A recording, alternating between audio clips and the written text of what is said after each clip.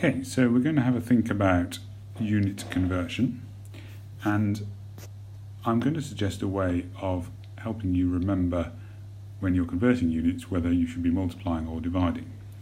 And the simplest and easiest way of doing this is always to start by writing down the conversion equation. So for example, suppose we're going to be converting between meters and kilometers. Well, we know that 1 kilometer is equal to 1,000 meters.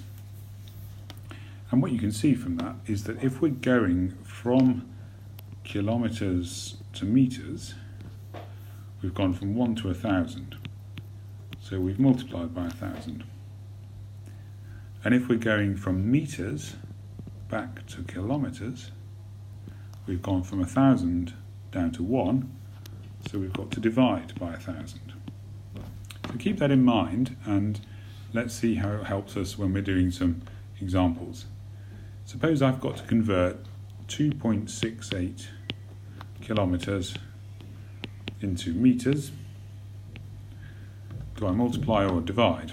Well, when we're going from kilometers to meters, as you can see from our equation, we've got to multiply by 1,000. So that will be 2,680 meters.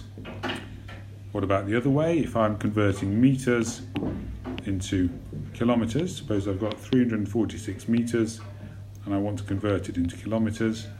Do I multiply or divide? Well, I'm going from meters into kilometers, so I divide by 1,000, so that will give me 0.346 kilometers.